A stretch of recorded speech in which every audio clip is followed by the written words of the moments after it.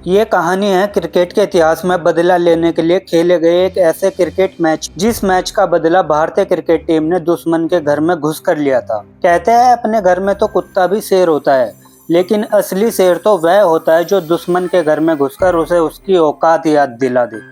इस कहानी की शुरुआत होती है काउंटी क्रिकेट क्लब से, जहां सौरव गांगुली और इंग्लैंड का घमंडी खिलाड़ी फ्लिंटॉफ एक ही टीम से खेल रहे थे। फ्लिंटॉफ और गांगुली के अनबन की चिंगारी तो उसी काउंटी क्लब के मैच से पकड़ चुकी थी, लेकिन उस चिंगारी को आग में भड़काने का काम किया फ्लिंटॉफ ने। साल 2002 में इंग्लैंड और भारत के बीच एक अहम मुकाबला मुंबई के वानखेड़े स्टेडियम में खेला गया और बदकिस्मती से भारतीय टीम उस मैच को हार जाती है। उसके बाद तो फ्लिंटॉफ ने समस्त भारत और भारतीयों का अपमान करते हुए भरे मैदान में नंगे बदन ऐसे दौड़ लगाई जिसे सहन करना किसी भी भारतीय के लिए मुश्किल हो गया था। फ्लिंटॉफ आए थे इंडिया, जब इंग्लैंड यहाँ खेलने आई थी वानखेड़े पे, हम हार गए क्लोज मैच 240 चेस करने थे, हम जीत नहीं पाए। और तब उन्होंने वो वानखेड़े पे टी शर्ट निकाल के एक लैप लिया था वहाँ पे, तो वो थोड़ा एम्बैरसिंग मोमेंट था इंडियन क्रिकेट के लिए भी था और गांगुली खासतौर पर एज ए कैप्टन। भारतीय कप्तान सौरव गांगुली के साथ साथ समस्त भारतीयों का अपमान कर फ्लिंटॉफ तो अपने साथियों के साथ इंग्लैंड वापस चला जाता है, लेकिन अगले कुछ दिनों के बाद भारतीय टीम एक नेट वेस्ट सीरीज खेलने के लिए इंग्लैंड की धरती पर दस्तक देती है और फ्लिंटॉफ ने गांगुली के साथ समस्त भारतीयों का अपमान कर जो गुनाह किया था उसकी सजा गांगुली इंग्लैंड के घर में घुसकर उसके लॉर्ड्स के किले में डंके की चोट पर लेने वाले थे। उस पुराने मैच की यादों को तरोताजा करते हुए मैं स्वागत करता हूँ आप सभी का, लेकिन वीडियो में आगे बढ़ने से पहले आपसे गुजारिश है इस वीडियो पर एक लाइक जरूर कीजिएगा और कमेंट में भारत माता की जय का नारा इस कदर लगाइएगा कि जिसकी गूंज अंग्रेजों की धरती को हिला दे। फिलहाल माँ भारती को नमन करते हुए शुरुआत करते हैं इस धमाकेदार मैच की कहानी को। यह तारीख थी 13 जुलाई सन था 2002 का, जहां भारत और इंग्लैंड के बीच इस नेट वेस्ट सीरीज का फाइनल मुकाबला लॉर्ड्स के मैदान पर खेला जाना था। यह लॉर्ड्स का मैदान अंग्रेजों के लिए वही अभेद किला था जिसे आज तक कोई भेद नहीं पाया था।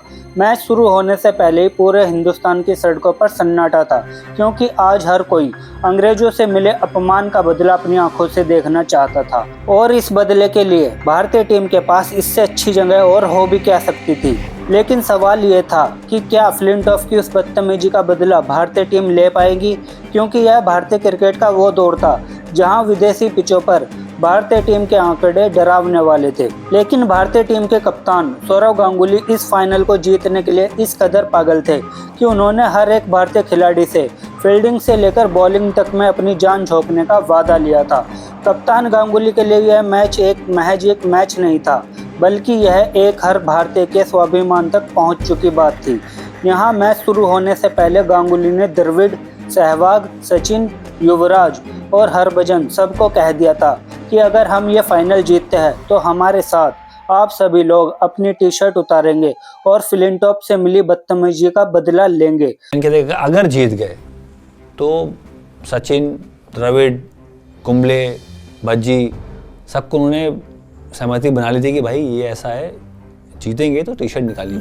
गर्मा गर्मी के इस माहौल में वक्त की यह घड़ी टॉस के लिए रुकती है और दोनों टीम के कप्तान टॉस के लिए मैदान पर आते हैं। जहां अंग्रेजी कप्तान नासिर हुसैन की आंखों में लॉर्ड्स के इस अभेद किले का घमंड था, वहीं भारतीय कप्तान दादा की आंखों में जुनून था उस गुरूर को उखाड़ फेंकने का। और अंग्रेजों का यह गुरूर तो और भी बढ़ जाता है जब गांगुली टॉस हार जाते हैं। इंग्लैंड की टीम टॉस जीतकर पहले बल्लेबाजी करने मैदान पर उतरती है। अंग्रेजी बल्लेबाज लॉर्ड्स के इस मैदान की रग रग से वाकिफ थे। अपने घरेलू मैदान का बखूबी फायदा उठाते हुए इंग्लैंड के बल्लेबाजों ने भारतीय गेंदबाजों की जमकर खबर ली। इंग्लैंड की पारी जैसे जैसे आगे बढ़ रही थी, मानो भारत इस मैच में काफ़ी पीछे हटता जा रहा था, क्योंकि इंग्लैंड की पारी की शुरुआत करने आए मार्कस स्टोक्स ने 109 रनों की ताबड़तोड़ पारी खेल दी और कप्तान नासिर हुसैन ने भी 115 रनों की शतकीय पारी खेलते हुए इंग्लैंड के स्कोर को निर्धारित 50 ओवर के बाद 325 रनों तक पहुंचा दिया था।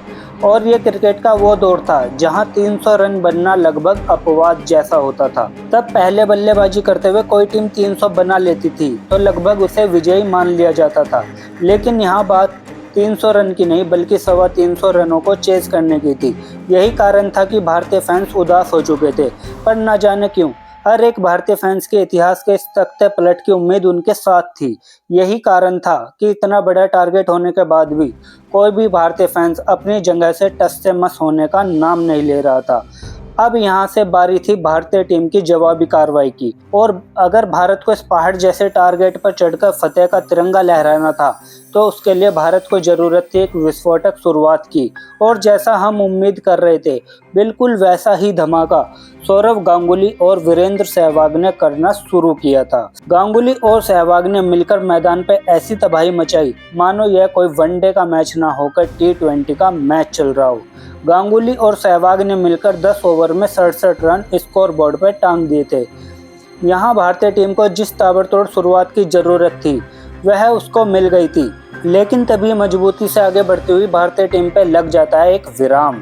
15वें ओवर की तीसरी गेंद पर भारतीय कप्तान सौरव गांगुली 60 रन की एक बेहतरीन पारी खेलने के बाद आउट हो जाते हैं और 106 के स्कोर पर भारतीय टीम को दादा के रूम में पहला झटका लग जाता है।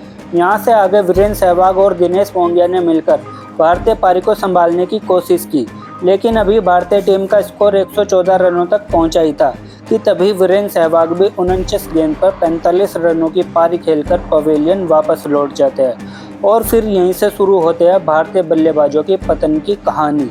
यहाँ एक अच्छी शुरुआत मिलने के बावजूद भी पूरी भारतीय पारी लड़खड़ा जाती है, क्योंकि यहाँ से आगे दिनेश मोंगिया 9 रन, सचिन तेंदुलकर 14 रन और राहुल द्रविड़ महज 5 रनों की पारी खेल अब पवेलियन वापस लौट चुके थे। भारतीय टीम की हालत यह हो चुकी थी कि मात्र 24 ओवर के खेल में 146 रनों पर आधी भारतीय टीम पवेलियन जा चुकी थी। मैच देख रहे भारतीय फैंस को इस दलदल से निकलने का कोई रास्ता नजर नहीं आ रहा था, क्योंकि भारतीय टीम एक चक्रव्यूह में पूरी तरीके से फंस चुकी थी। यह भारतीय क्रिकेट का वह दौर था जहां टीम इंडिया की पूरी बल्लेबाजी लगभग सचिन, सहवाग, गांगुली और द्रविड़ के ऊपर ही निर्भर रहती थी। जब तक यह लोग क्रीज पर मौजूद रहते थे तो मैच में जान नजर आती थी और उनके आउट होते ही भारतीय टीम का जीतना लगभग नामुमकिन होता था। यही कारण था कि भारतीय फैंस खुद को हारा हुआ महसूस कर रहे थे। तब मैदान पर युवराज सिंह का साथ दे रहे थे मोहम्मद कैफ, और खुद मोहम्मद कैफ के घर वालों को भी यकीन हो गया था कि अब भारत तो इस मैच को जीतने से रहा। इसलिए कैफ के घर वाले भी मायूस होकर टीवी बंद कर बाहर फिल्म देखने के लिए निकल जाते हैं। वहीं दूसरी तरफ अंग्रेजों का वर्चस्व और उनका घमंड उनके चेहरे पर साफ झलक रहा था, लेकिन नाचते गाते और खुशियां मनाते उन अंग्रेजों को इस बात का कोई भी अंदाजा नहीं था कि यह थोड़ी देर की खामोशी किसी बड़े तूफान के आने का संकेत था। यहाँ थोड़ी देर तक युवराज और कैफ ने पिच की कंडीशन को समझा, और एक बार जब बॉल पर नजर जम गई फिर शुरू हो जाता है लॉर्ड्स के भरे मैदान पर युवराज और कैफ का तांडव। भारतीय टीम के इन दोनों जाबाजों ने इंग्लैंड के घमंडी गेंदबाजों को जब पीटना शुरू किया तो अंग्रेजों का यह लॉर्ड्स का किला त्राही त्राही कर चिल्ला उठा। युवराज और कैफ जिस बहादुरी से भारतीय पारी को आगे बढ़ा रहे थे उसे देख भारतीय फैंस के दिलों में थोड़ी ही सही उम्मीद की एक आशा की किरण जरूर जग गई थी। अब तक 42 ओवर का खेल समाप्त हो चुका था। कैफ और युवराज के बीच एक जबरदस्त शतकीय साझेदारी के दम पर भारत ने 5 विकेट के नुकसान पर 267 रन स्कोर बोर्ड पर टांग दिए थे, लेकिन अभी 69 रनों की एक दिलेर पारी खेलकर युवराज सिंह आउट हो जाते हैं। अब भारत का स्कोर हो चुका था 267 रन पर 6 विकेट। यहाँ से युवराज सिंह के आउट होते ही भारतीय टीम की जीतने की उम्मीद एक बार फिर से टूट जाती है, क्योंकि बल्लेबाजी के नाम पर सिर्फ मोहम्मद कैफ ही भारतीय टीम के पास रह गए थे। इनके बाद जो भी बल्लेबाज आने वाले थे वह सभी गेंदबाजी थे, और समस्या यह थी कि भारत को अभी भी जीत के लिए आखिरी 48 गेंदों पर 58 रनों की जरूरत थी। ऐसे में समस्त भारत की इज्जत अगर कोई बचा सकता था तो वह था मोहम्मद कैफ, जो पसीने से लथपथ लॉर्ड्स के इस रणभूमि में जीत की खातिर हर कीमत चुकाने को अपनी कमर कर चुके थे। तब दूसरे छोर पर मोहम्मद कैफ का साथ दे रहे थे हरभजन सिंह। इन दोनों बल्लेबाजों ने 7वें विकेट के लिए 47 रन जोड़े, लेकिन फिर 13 गेंद पर 15 रनों की एक अहम पारी खेलकर हरभजन सिंह बॉल्ड हो जाते हैं। और यहाँ से आगे इस ओवर में फ्लिंटॉफ ने अनिल कुंबले को भी बिना खाता खोले पवेलियन की राह दिखाकर भारतीय टीम की जीत की उम्मीद को लगभग समाप्त कर दिया था। लेकिन जो टूटकर बिखर जाए उसका नाम मोहम्मद कैफ नहीं। यहाँ भारत को आखिरी के 2 ओवर में जीत के लिए 12 रनों की दरकार थी। पारी का 49वां ओवर शुरू होता है, जहां मोहम्मद कैफ ने 2 ताबड़तोड़ चौके लगाते हुए 49 ओवर में कुल 10 रन ठोक डाले और हवा के रुख को पूरी तरीके से भारत की तरफ मोड़ दिया था। अब यहां से भारत को आखिरी ओवर में जीत के लिए मात्र 2 रनों की जरूरत थी, लेकिन अब समस्या यह थी कि स्ट्राइक अब जहीर खान के पास थी और जहीर खान आखिरी ओवर की पहली 2 गेंदों पर कोई रन नहीं ले पाते। लेकिन फिर ओवर की तीसरी गेंद को रडार पर लेते हुए वह करिश्मा करके दिखा दिया, जिसकी उम्मीद सबने बहुत पहले ही खो दिया था। इस मैच में मोहम्मद कैफ ने मात्र 75 गेंद पर 87 रनों की ताबड़तोड़ पारी खेल अंग्रेजों के गाल पर एक जोरदार तमाचा मारा था, जिसकी गूंज आज भी अंग्रेजों के कानों में सुनाई देती है। यहाँ भारत यह मैच तो जीत चुका था, लेकिन अपमान का असली बदला तो अभी बाकी था।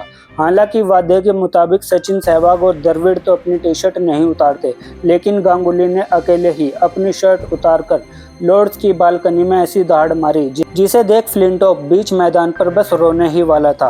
इंग्लैंड से लिए गए इस बदले के नाम भारतीय टीम के वीर जवानों के नाम इस वीडियो पर एक लाइक जरूर कीजिए और जीत के सबसे बड़े हीरो मोहम्मद कैफ के लिए भी 2 शब्द कमेंट बॉक्स में जरूर लिखिएगा। मिलते हैं आपसे अगली वीडियो में, तब तक के लिए बाय बाय, जय हिंद, वंदे मातरम।